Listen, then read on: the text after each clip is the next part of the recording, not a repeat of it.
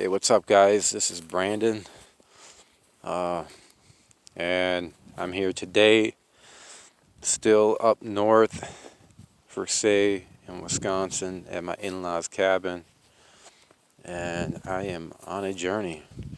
The reason why I'm here is number one, I'm trying to figure out if my home is causing me to be sick. 2 years I've been battling with the mold illness. High levels of black toxic mold because of renovations and probably prior living in moldy environments and not really knowing.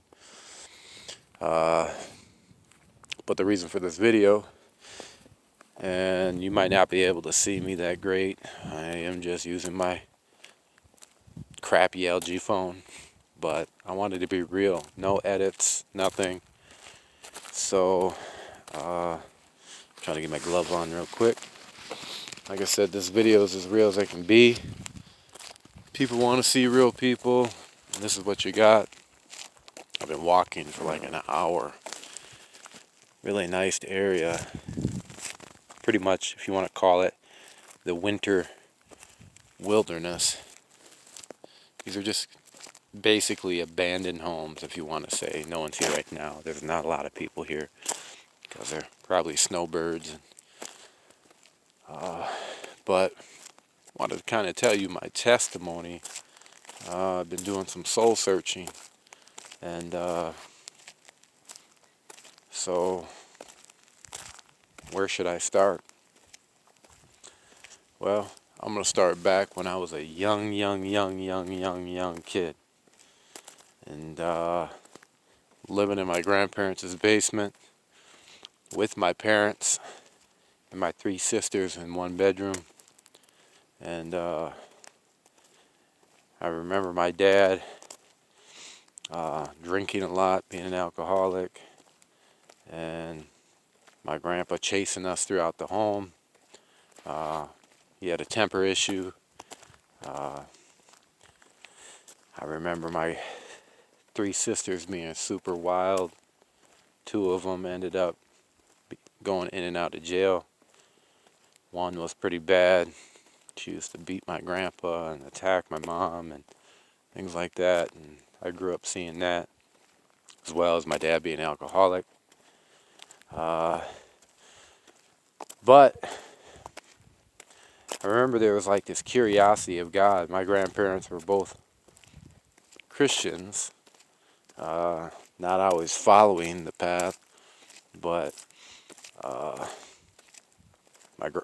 my dad used to pray with us at night, and it was just a very generic prayer, but we used to pray for the family. And if you guys can bear with me, this might be long because it is personal testimony, and I'm just thinking as I'm going. But he used to say, the generic prayer, now I lay me down to sleep. I pray the Lord my soul to keep. If I should die before I wake, I pray my Lord the soul to take. If I got that wrong, I'm sorry. It's been a long time since I've heard it. And then we used to pray for the family and such. And then it was just good night and I love you. And I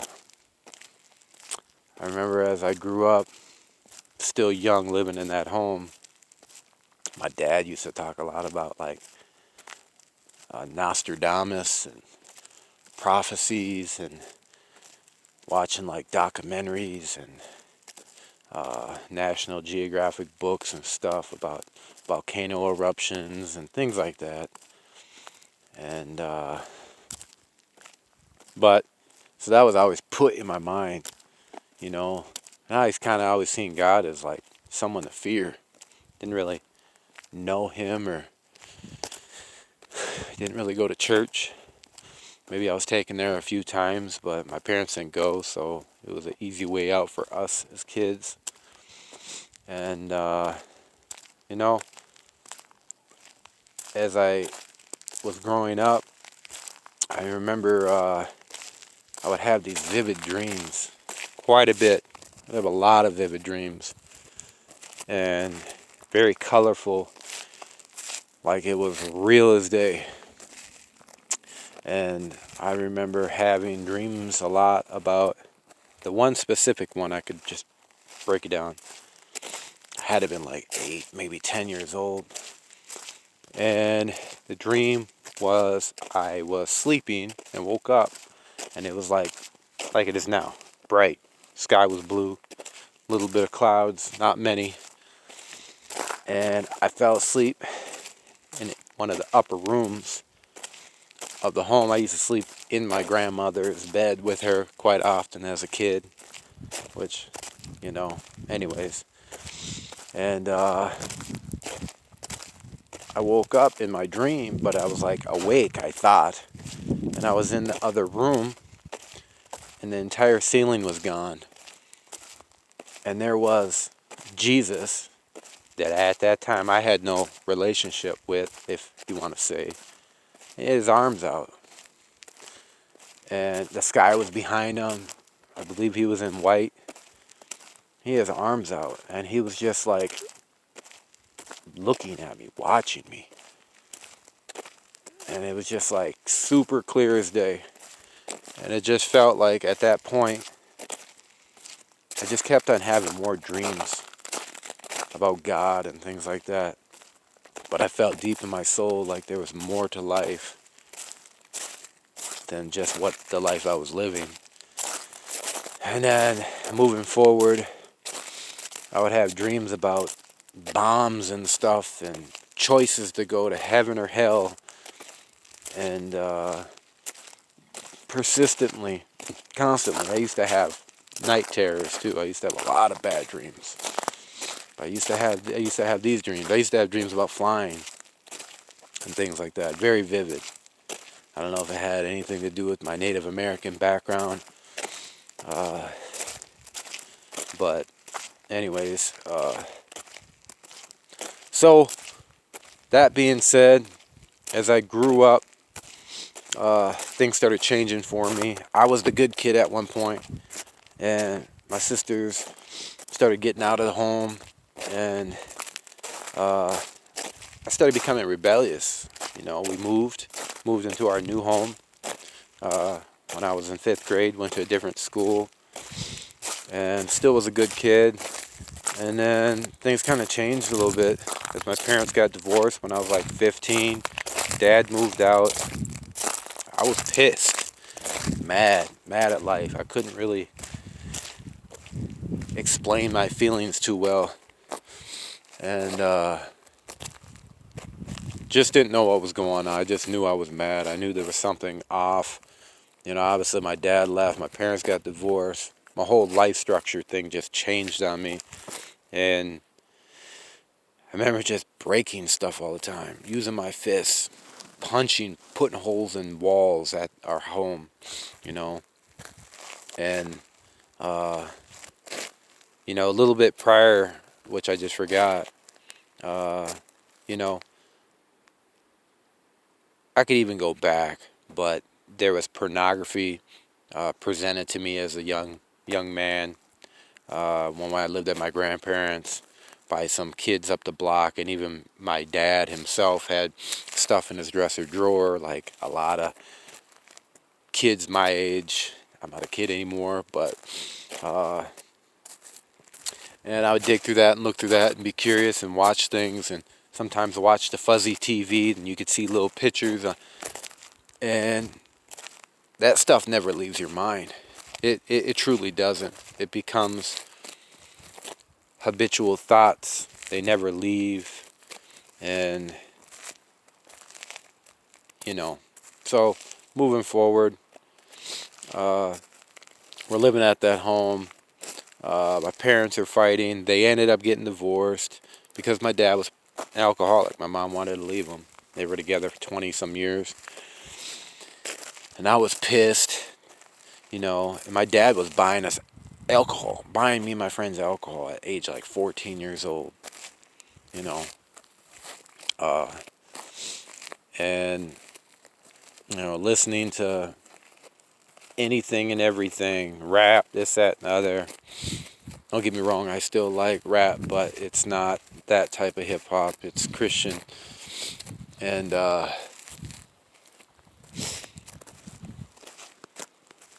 losing my train of thought. But anyways, so I'm getting caught up in the drinking scene early. My dad's willing to buy us alcohol. Everybody's thinking he's cool. I end up, within this time, I end up getting a girl pregnant.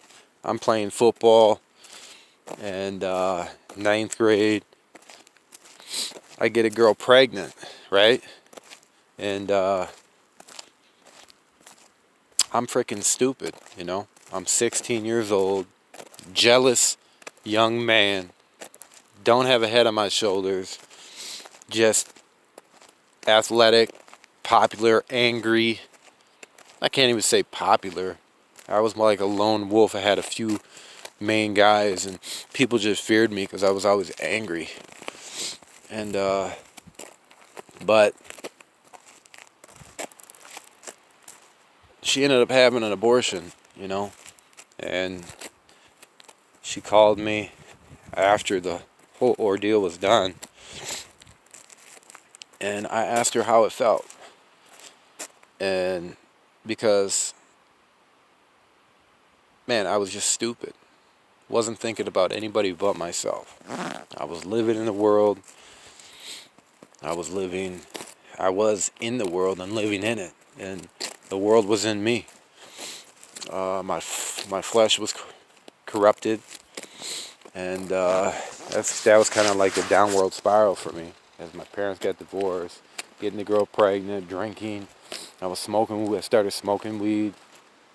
Starting kind of getting in trouble. But I noticed that anytime I would do certain things with friends that were getting in trouble, I really didn't get caught. Really, I didn't. There's a few times, but I felt like God was protecting me. Like, there were so many things that could have happened. I could have got jumped at parties because I was willing to step up to people that were bigger than me, and they might have had the main crowd or the majority of the people, but I had other people watching over my back. And but I knew God. I felt that God had some protection over me.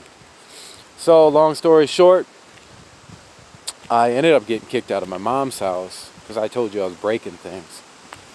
Moved back with my dad, who's now in an apartment after I had gotten divorced. My mom lost a grip of weight during the divorce. My dad lost like 100 pounds. My dad started getting his life kind of in order, but was still drinking. And I'm going to kind of fast forward a little bit, because this is a long, long, long testimony. But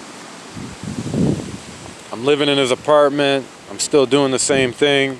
I'm living buck wild. I have no ambition for life other than having fun. And I had multiple jobs.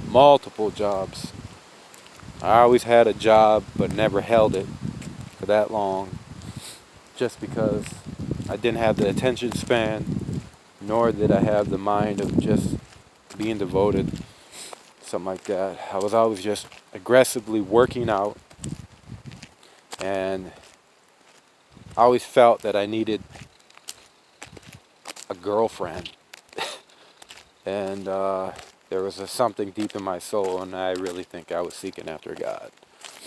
But I would have people come up to me from probably age 12. Actually, before that, I remember probably age 10, coming up to me and asking me if I know Jesus or can they pray for me. And it would happen from time to time and time again. And they say it takes 7 times for someone to hear the gospel, and it must have been 7 or over, but eventually it clicked. I ended up getting my dad. Me and my dad were fighting a lot. We ended up getting evicted out of the apartment and ended up moving with a buddy. No, I moved to my grandparents' house back. And at this time, I was still going to school, but I was having issues in school. Tons of issues. I was stealing my dad's car, going there just to eat lunch and work out, and look for girls. And Man, to even think back, man, that was my life. That was my life. So, anyways, I ended up going to my friend's house. His mom allowed me to stay there. His name was Chris. He was a good buddy. And at that time, he was rebellious too. His dad wasn't in the picture. His mom was doing everything on her own, you know. And I believe at this time, I'm not sure if his grandma was living there, but his sister was living there. And we were doing the same thing. We were drinking. I ended up getting bronchitis. I remember sleeping in his bedroom, and I fell asleep, and there was like this glowing ball over me as I woke up, but it wouldn't allow me to wake up. It's like a glowing ball. It was like a spirit, and it was like holding me down. Yeah, it just like a dream. I'm trying to tell you, but was it a dream? It felt real. It felt like there was an oppressive spirit holding me as I'm laying down having bronchitis in the middle of the night in someone else's home, in his bedroom, in pitch black, in the basement. And I'm suffering miserable. I had it for like 2-3 months. It wouldn't go away. I called it bluntchitis. I'm smoking too much weed. And the spirits hold me. I can't get up. And I'm like trying to shake it off me, and I could see it and I could feel it. And I eventually get up, shake that off me. And that was just an odd situation in my life. Just having that. And then we'll fast forward maybe a couple weeks after this. My buddy asked me, let's go for a joyride. I'm going to steal my mom's car. I'm 17 years old. I'm like, nah, I'm about to sleep. I'm sleeping, man. I'm sleeping. He takes off. He drives this car on this road. And he's flying. I mean, this is just a 30-mile-an-hour road that you should be driving out. Houses just everywhere. He drives it dead into a tree. I mean, this tree had a girth diameter of probably like, I don't know, 60 inches wide. It was a massive tree. And praise God, that tree was there, because he would have drove through someone's house, because it was directly in front of someone's house. Airbags went off. By the grace of God, he didn't die. I don't know what he was doing. I don't even think he was drinking. But he asked me to go that night, and that happened. And I didn't even go. And that was a blessing, because usually I would have went. And knowing me, I don't even wear my seatbelt now often. Probably wouldn't even have my seatbelt on. So there's been so many times that God has protected me. So many times. All through my life. And I could go on and on and on about things like that. This testimony would get hours. I don't want to get too deep, even though I'm getting super deep. And I ended up going back to my grandparents again after that. Stayed there. And then I ended up going back to my dad's again. And then he got, I think, evicted again, because he moved back to the same apartment complex. They let him in. We were fighting. He was drinking. I was probably drinking. A couple of my sisters were moving back and forth. They were having their boyfriends there. I was fighting with them. At this time, they had their own kids. And it was just a whirlwind. It was a lot of twists and turns, and a lot of... man, it just sucked. Let's put it that way. That was life at that time. And so, got evicted. Now my grandparents are living in an apartment. We moved with them. me and my dad, and we ended up getting them evicted. We were fighting all the time, loud, and eventually they moved to someone's house. It was a nephew or something of my grandfather's that we couldn't move to, which was a blessing. He was a good guy. My grandparents helped me out so many times. My grandpa and grandma, they were a blessing. I'm not even getting into that. They helped me out. They were like, he was like my dad. And my grandma and grandpa used to, especially my grandma, you know, she was praying for me. I know that. But we'll fast forward. I'm at my before them getting evicted. Me and my dad getting them evicted. You know, I was having females come over there and doing you know what, and we were fighting with them. Me and him were fighting, arguing, yelling. He's drunk, taking his car. You know, they had a garage that I would have people come in, and we would go in there, and I was sleeping in the garage with a bed. And, you know, we would break into the pool room. They had a big pool. We would break in there. We'd have friends going to the pool area, and we'd get chased out. We just thought things are, you know, had no responsibilities. We thought that no one could touch us, that we could do whatever we wanted, just living a rebellious life. No rules, no authority. And again, I still felt like God had his hand on me, but I just wasn't listening. And moving forward, once my grandparents got evicted, my dad and I got evicted. So at this point, I'm homeless in my car. I have a vehicle at this time. I have a Ford Explorer, like a 1995 Ford Explorer. It was green. I was actually working at Papa John's, or I was just about to get a job at Papa John's.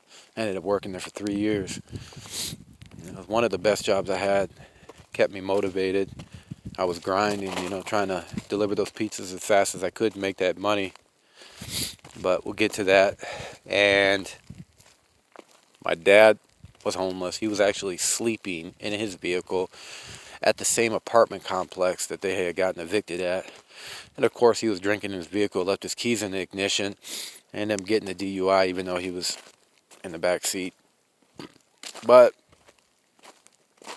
he ended up having to go to jail for some time. Ended up having to go to rehab and things like that, and go to halfway home.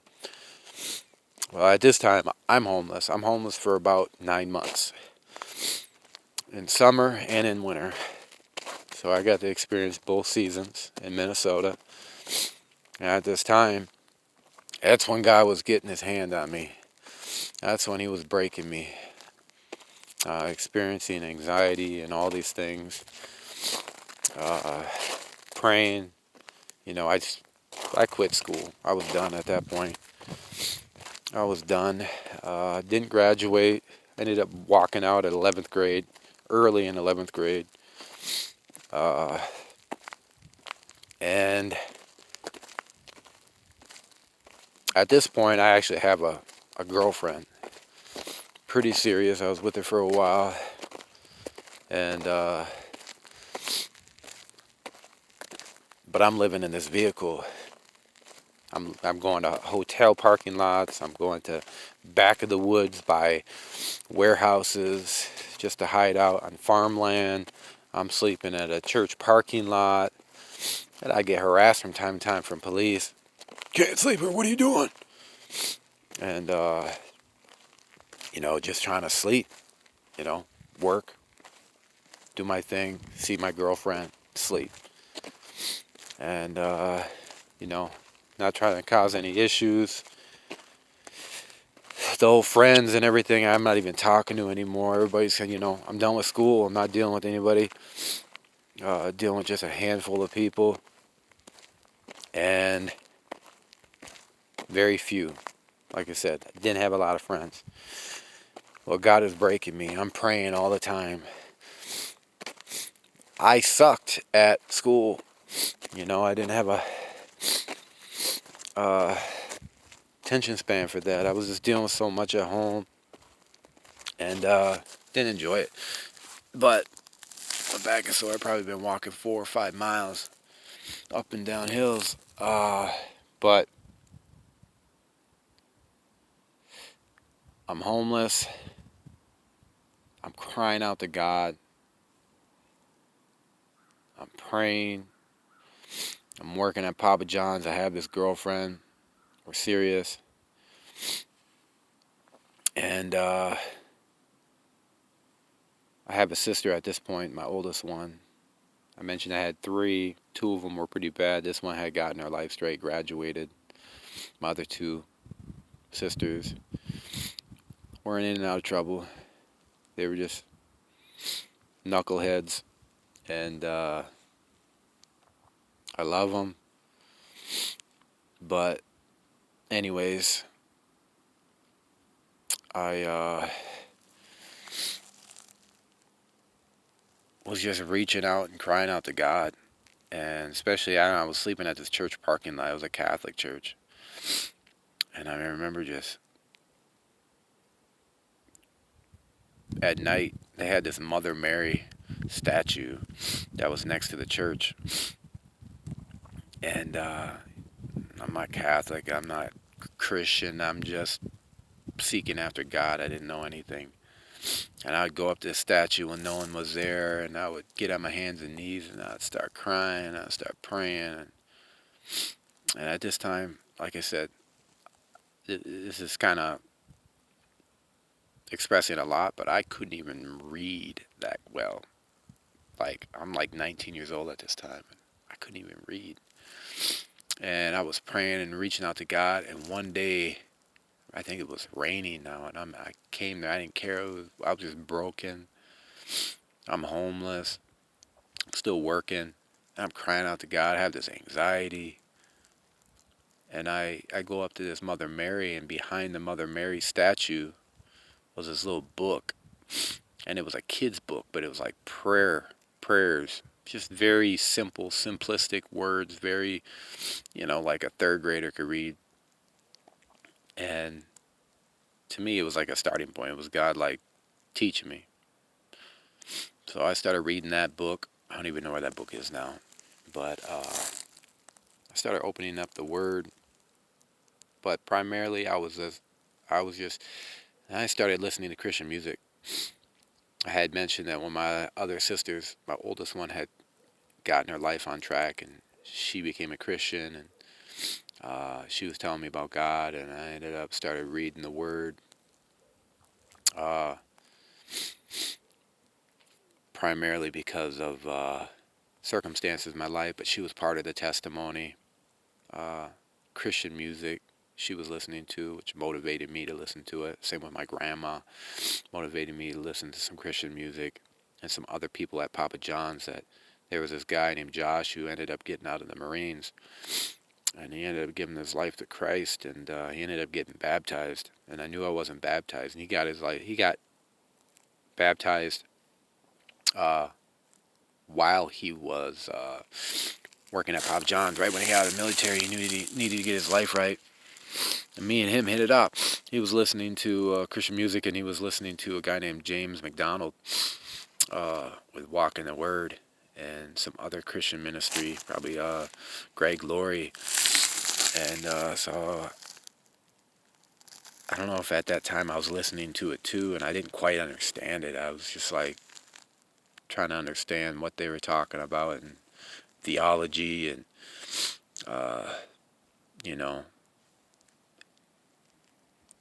and it encouraged me so much that he got baptized, because I was so afraid that in 2003 I ended up getting baptized.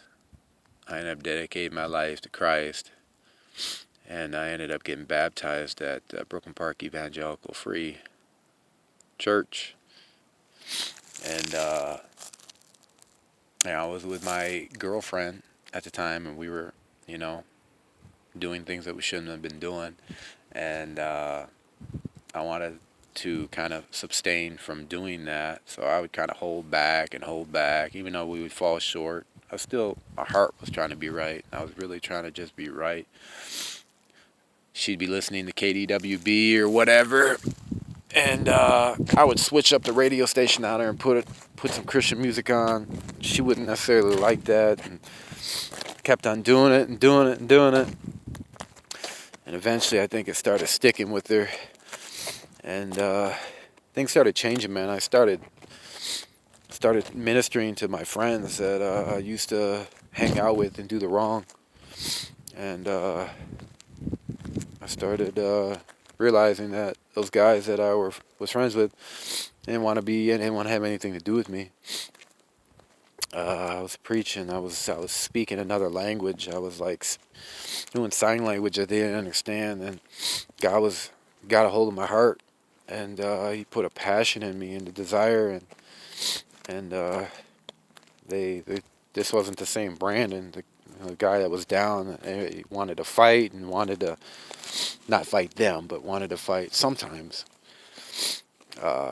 But we would go to the mall and we would do all that stuff that guys would typically do who, just living for yourself. We're looking for girls, yeah. We're, itching to go to parties and get drunk and hit up the club. And we used to get down, we used to do that. But I wasn't living that lifestyle anymore. And I remember there was one circumstance. I ended up going to a club with one of those guys. And I was still with the same girl, and I still had that Christ in me, and but I wanted to go, I just wanted to hang out with them. Dude, I felt so awkward. I just wanted to leave. I didn't dance. I didn't do nothing. It's like I was living in the world, but I wasn't of it. And I was a pilgrim passing through, and it was just odd, But I I felt, man, I did not feel right. But I'm glad we left, got out of there, and moving forward, the girl that I was with at the time is my wife. We've been together for almost 20 years. And I got 3 kids. I've been on 3 mission trips, 2 to Louisiana, building after the Katrina hurricanes, and went to South America, Swaziland, Africa, to help with some ministry there. And but I used to struggle, grip with anxiety, fear. I mean, a grip on Prozac and Paxil. And God broke those barriers in my life through prayer, supplication,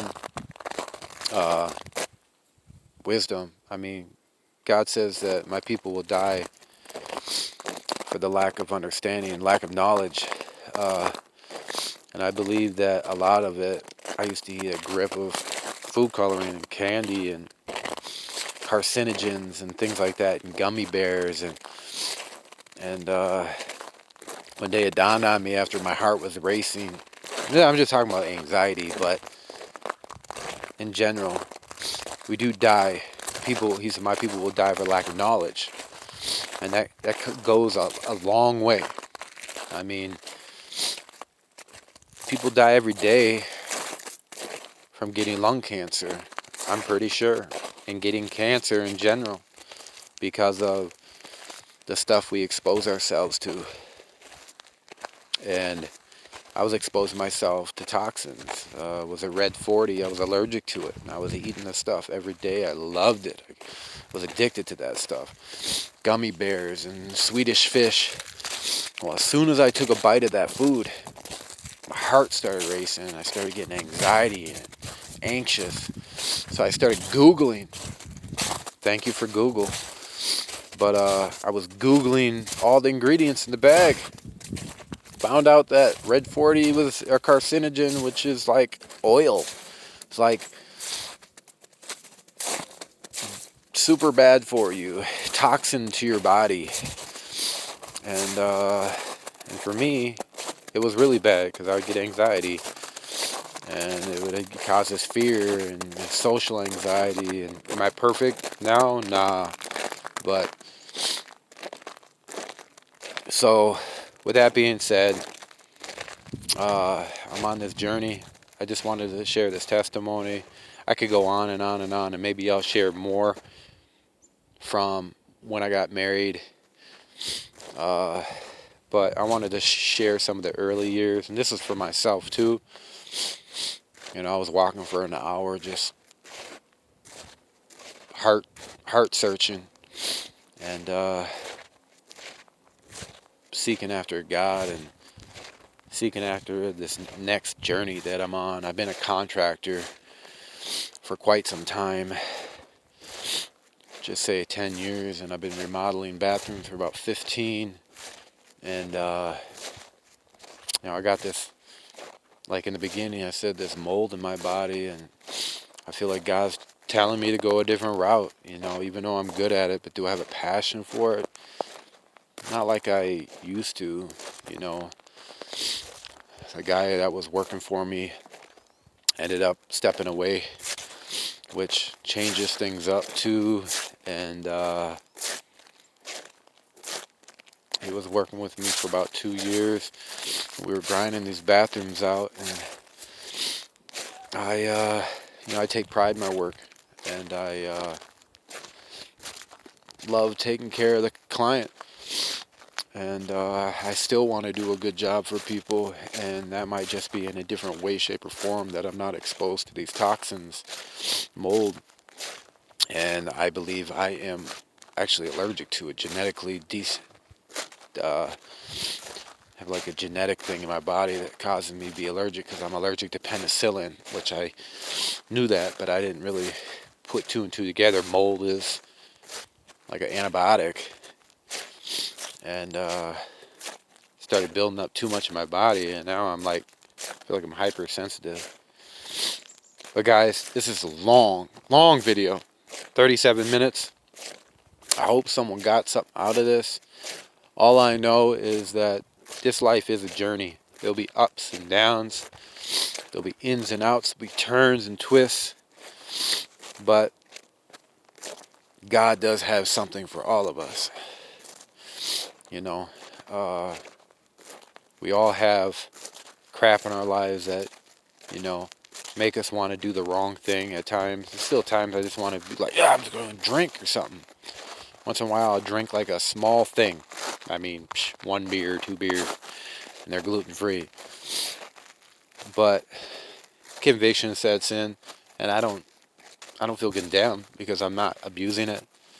But it affects my body because of this mold thing as well. So that's another thing. I think he's purging that out of me. Fermented anything right now is affecting me. So I'm just trying to eat clean. I've been on this cleanse path for about 6, 7, 8, 9 months. Probably even longer than that. I've lost about 30 pounds. But yeah, guys, just wanted to share this, that there's more to life than the trials and tribulations that we have. There's a God that does love us. He does care for us. He does have a plan for us. He brought me out of the mire. He's going to do it again. He brought me out of the mud. Once then, twice then, 3 times, 4 times, 5 times. I could tell you so many times God brought me out. And God could do that for your situation as well. And I know God's going to bring me out now. I do need prayers, guys. Because I am the primary provider for the home. I got 3 kids and a wife and 2 dogs, and I need prayer. So if you guys could pray for me, that would encourage me. If you could comment down below, I'd appreciate that. And if any of you guys actually listen to this, I appreciate that, man. Anybody, I appreciate it. That's my heart. That's kind of part of my testimony. And yeah. And if there's any way I could pray for you guys, please share something I could pray for you guys and gals, alike. And God bless. And yeah, take it easy, guys. One love. If God is for us, who could be against us? John 3:16, right? For God so loved the world that he gave his only begotten Son, that whoever believes in him will not perish, but have everlasting eternal life. And peace.